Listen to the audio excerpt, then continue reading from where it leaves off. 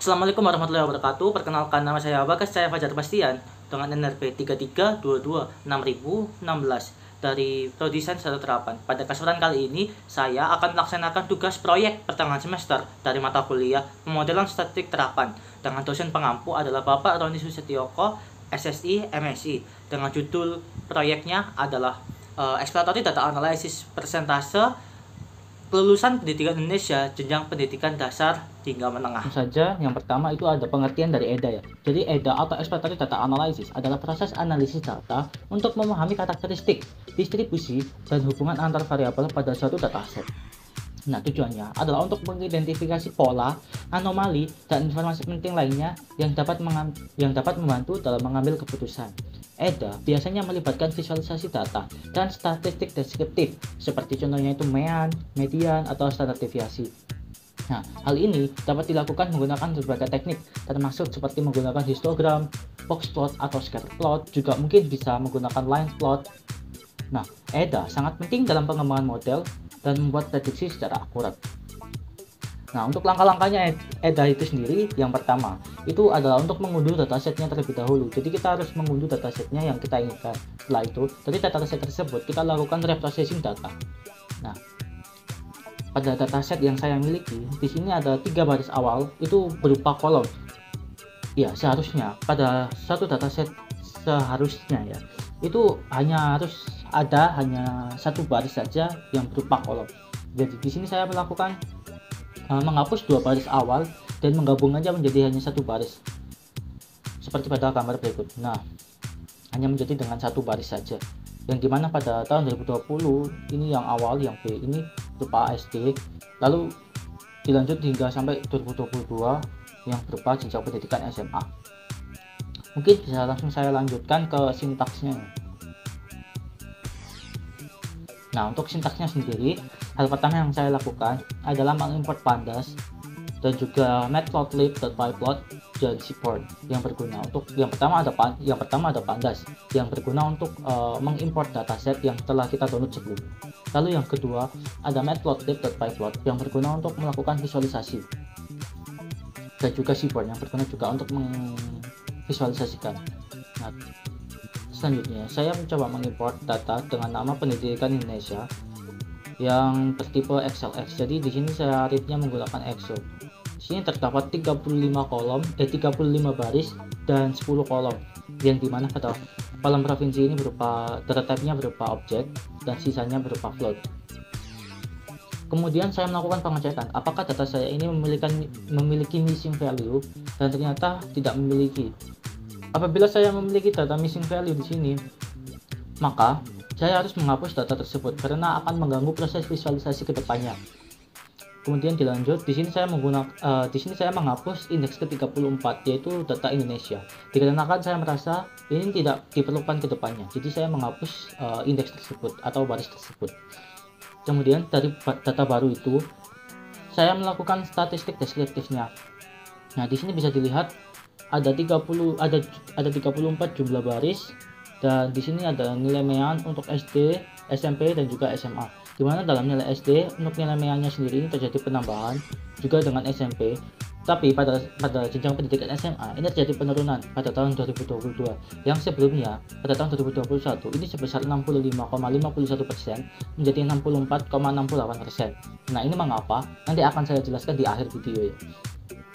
Kemudian ada nilai min, ini kuartal pertama, median kuartal ketiga, dan juga nilai maksimum.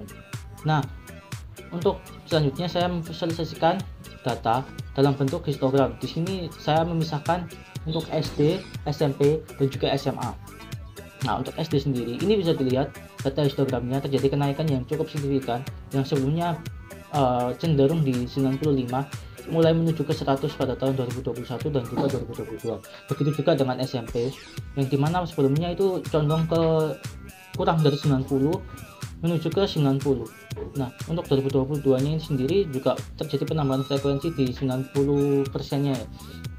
Nah, untuk SMA ini juga terjadi perubahan yang cukup signifikan dari frekuensinya, yang sebelumnya ini bisa lebih dari 80, tapi pada tahun 2022 ini lebih besar atau lebih condong ke sekitar 60 hingga 70% dari frekuensinya ini. Nah, kemudian dari data tersebut saya melakukan heat map yang dimana untuk garis samping kiri ini atau sebelah kiri ini merupakan indeks dari provinsi, lalu yang bawah ini merupakan kolomnya.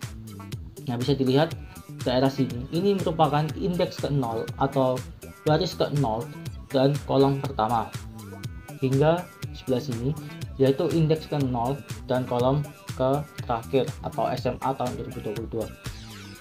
Nah, di sini bisa dilihat terjadi perubahan warna dari SD ke SMA, yang dimana pada SD ini persentase kelulusannya itu cukup tinggi, tetapi pada SMA ini terjadi penurunan yang cukup signifikan, apalagi di daerah ke-33, indeks ke-33 atau bagian di Papua. Itu terjadi penurunan yang dimana kualitas lulusan jenjang SMA di Papua ini sendiri itu kurang dari 40% ya. Nah, setelah itu saya memisahkan data saya menjadi 5 bagian, yaitu untuk Pulau Sumatera, Jawa, Kalimantan, Sulawesi, dan juga Papua. Nah, untuk Pulau Sumatera sendiri di sini bisa dilihat saya memvisualisasikannya menggunakan line plot. Lihat seperti pada gambar. Lalu saya juga memvisualisasikan setiap provinsi. Di sini ada provinsi Jawa, Kalimantan, Sulawesi, dan juga Papua. Dari semua data ini bisa dilihat terjadi penurunan yang cukup signifikan dari SD ke SMA ya teman-teman, dimana pada SD ini bisa terbilang cukup tinggi untuk semua provinsi, tetapi pada SMA ini jadi penurunan yang bisa dibilang juga cukup signifikan. Nah, oke. Jadi kenapa sih terjadi penurunan dari SD ke SMA ini dan juga cukup tinggi bisa dibilang ya? Nah, saya memiliki 5 dugaan atau 5 kemungkinan penyebab, yaitu yang pertama ada pandemi COVID-19. Jadi pada saat pandemi COVID-19 menyebabkan penutupan sekolah di seluruh dunia, termasuk di Indonesia. Nah, pembelajaran jarak jauh yang dilakukan selama pandemi ini membutuhkan akses ke teknologi dan koneksi internet yang terbatas, sehingga yang dapat menghambat kemampuan siswa untuk belajar secara efektif. Selain itu, pembelajaran jarak jauh juga dapat membuat kurangnya motivasi dan dukungan dari guru juga teman sekelas. Nah, untuk yang kedua, ada kurikulum yang tidak relevan. Jadi kurikulum pendidikan di Indonesia ini belum sepenuhnya relevan dengan kebutuhan dunia kerja saat ini. Nah, kurikulum yang belum terkini dapat menghambat kemampuan siswa untuk memperoleh keterampilan dan pengetahuan yang relevan dengan permintaan pasar kerja saat ini. Nah, lalu ada yang ketiga, yaitu pendidikan yang tidak merata. Pendidikan di Indonesia masih belum merata di seluruh wilayah, terutama di daerah-daerah terpencil dan di wilayah-wilayah yang lebih miskin. Kurangnya akses ke fasilitas pendidikan dan kualitas pendidikan yang rendah dapat menyebabkan siswa di daerah-daerah terpencil ini mengalami kesulitan untuk belajar dan meningkatkan kemampuan akademik mereka. Lalu yang keempat, ini ada faktor ekonomi. Nah, faktor ekonomi juga dapat mempengaruhi kemampuan siswa untuk belajar. Siswa dari keluarga yang miskin mungkin tidak memiliki akses ke sumber daya dan dukungan yang diperlukan untuk belajar dengan efektif. Selain itu, siswa dari keluarga miskin mungkin harus bekerja atau mengurus saudara-saudara mereka, sehingga mereka tidak memiliki waktu atau energi yang cukup untuk fokus pada pendidikan mereka. Lalu yang kelima atau yang terakhir, tekanan sosial.